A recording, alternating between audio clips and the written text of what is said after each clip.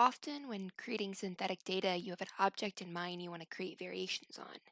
It can be helpful to import an already existing object into Blender and not waste time or effort remodeling an object, especially if you're new to the software.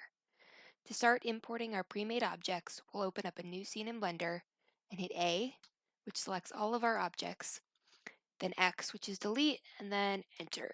This wipes out the default objects and makes room for our new object. Next, we can go up to the File menu, select Import, and then select our file type. The presets are often fine for most objects.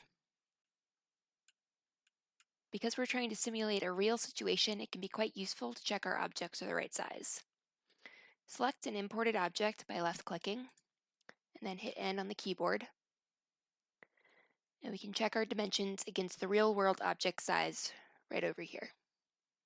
You can also check your materials were imported correctly by selecting the material view.